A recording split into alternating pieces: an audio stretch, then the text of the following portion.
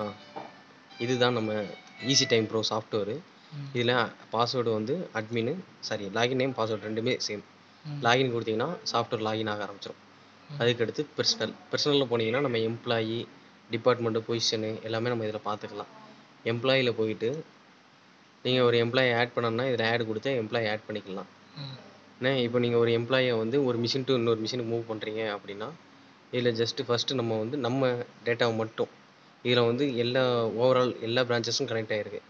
அது பண்ணாமல் நம்ம பிரான்ச்சஸ் மட்டும் நீங்கள் எடுக்கணும். ஃபஸ்ட்டு ஃபில்டர்ஸில் போயிட்டு ஏரியா கோடில் கண்டைன்ஸ்ன்னு இருக்கும். இதை கொண்டு போய் எக்ஸாக்ட் மேட்ச் இதில் போயிட்டு நம்ம ஏரியா கோடு வந்து 3ன்னு நான் செட் பண்ணியிருக்கேன். 3 கொடுத்து ஓகே கொடுத்தீங்கன்னா நம்ம பிரான்ச்சில் உள்ள ஸ்டாஃப் மட்டும்தான் வருவாங்க, வேறு யாரும் வர மாட்டாங்க.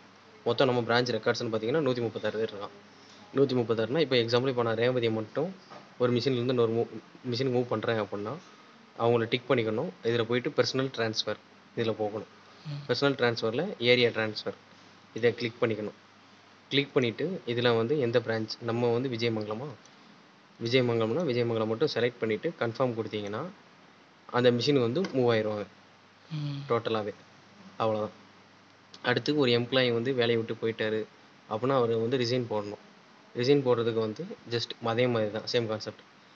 பர்சனலு எம்ப்ளாயி மேனேஜ்மெண்ட்டில் எம்ப்ளாயில் வந்துட்டு எந்த எம்ப்ளாயி அந்த எம்ப்ளாயி செலக்ட் பண்ணிக்கணும். பர்சனல் ட்ரான்ஸ்ஃபரில் போயிட்டு இதில் ரிசைனேஷன் அப்படின்னு ஒரு ஆப்ஷன் இருக்கும். இதை கிளிக் பண்ணிக்கணும். கிளிக் பண்ணிட்டு நீங்கள் அந்த எம்ப்ளாயி எந்த டேட்டில் ரிசைன் ஆனாரோ அந்த டேட் சும்மா நான் லாஸ்ட் இயர் போடுறேன்.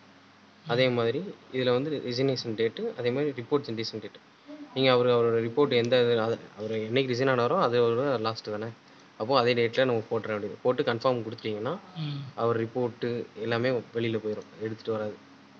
இதில் நம்ம எதுக்காக அவர் வெளியில் போயிருக்கோம், நம்ம டிஸ்மிஸ் பண்ணிடுவோமா இல்லை ட்ரான்ஸ்ஃபர் பண்ணியிருக்கோமா, ரிசைன் கொடுத்து நம்ம கன்ஃபார்ம் கொடுத்தீங்கன்னா ரிசைன் ஆயிடுவார். அவ்வளோதான். அதே மாதிரி இப்போ நம்ம யாரெல்லாம் ரிசைன் பண்ணியிருக்கோம் அப்படின்னு பார்க்குறதுக்கு வந்து இதிலே எம்ப்ளாய்க்கு கீழே ஆட் பண்ண முடியுமா? ஆட் பண்ணிக்கலாம். இதில் ரிசைன் இப்போ அதே எம்ப்ளாயி ரீஜாயின் பண்ணுறாரு அப்படின்னா ரிசைனில் போயிட்டு திரும்ப இப்போ சந்தீப் குமார் நம்ம ரிசைன் போட்டோமா திரும்ப அவரை ரீஜாயின் பண்ண வச்சுக்கலாம். அதே மாதிரி டிசேபிள் அட்டண்டன்ஸ் இதில் போயிட்டு கொடுத்தீங்கன்னா எல்லாமே திரும்ப ஓவராலாக அவர் ரெடி ஆக ஆரம்பிச்சிடுவார். அவ்வளோதான். அடுத்து வந்து ரிப்போர்ட் எடுக்கிற ப்ராசஸ். அட்டண்டன்ஸு, ரிப்போர்ட்ஸ், கீழே கால்குலேட். இதில் கால்குலேட் பண்ணிவிட்டு ஃபஸ்ட்டு ஓவராலாக எல்லா எம்ப்ளாயிஸையும் செலக்ட் பண்ணிவிட்டு கால்குலேட் கொடுத்தீங்கன்னா அந்த ப்ராசஸ் ஓடி வரும், கால்குலேட் ஆக ஆரம்பிச்சிடும். அவ்வளோதான். கால்குலேட் ஆகிடுச்சு 100% வந்த உடனே க்ளோஸ் பண்ணிவிட்டு திரும்ப பழையபடி இங்கே ரிப்போர்ட்ஸ் கீழே கால்குலேட்டுக்கு கீழே ஒரு ரிப்போர்ட்ஸ் இருக்கும், இதை கிளிக் பண்ணிக்கிட வேண்டியது. இதில் நீங்கள் இது டெய்லி பேசிஸ், இது மந்த்லி பேசிஸ். நான் டெய்லி பேசிஸில் டெய்லி அட்டண்டன்ஸ் இதை எடுக்கிறேன். அதே மாதிரி டேட் இதில் மேலே ஃப்ரம் டேட் டு டேட் நான் இன்னி டேட் மட்டும் எடுக்கிறேன். இதில் வந்து பழையபடியும் நம்ம அதே மாதிரி நம்ம ஏரியா மட்டும் எடுக்கணும்னா ஏரியா மட்டும் செலக்ட் பண்ணிவிட்டு நம்ம பிரான்ச்சை மட்டும் டிக் பண்ணிவிட்டு இங்கே சர்ச் கொடுத்தீங்கன்னா போதும், நம்ம பிரான்ச்சஸ் மட்டும் எடுத்துகிட்டு வந்துடுவாங்க. இது பூரா இன்றைக்கி வச்ச பஞ்சஸ். கன்ஃபார்ம் கொடுத்தீங்கன்னா அடுத்து இந்த மேலே இந்த அம்புக்குறி மாதிரி இருக்குது பார்த்தீங்களா, எக்ஸ்போர்ட் ஆப்ஷன். இதை கிளிக் பண்ணிட்டு நமக்கு என்ன ரிப்போர்ட் ஃபார்மேட் வேணுமோ அந்த ஃபார்மேட் எடுத்துக்கலாம். பிடிஎஃப், எக்ஸலு, சிஎஸ்வி அந்த மாதிரி. இப்போ நான் பிடிஎஃப் வேணும்னா பிடிஎஃப் எடுக்கிறேன்.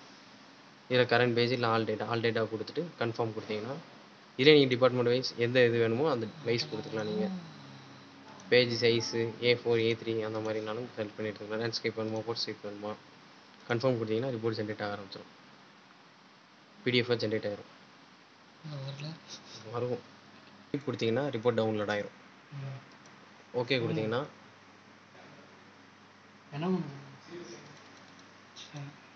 இது பூராமே நம்ம எம்ப்ளாயி வச்ச பஞ்சிங் ரிப்போர்ட். ஒரே நிமிஷம் இதில் பார்த்துக்கலாம் எவ்வளோ நேரம் வேலை பார்த்துருக்காங்க.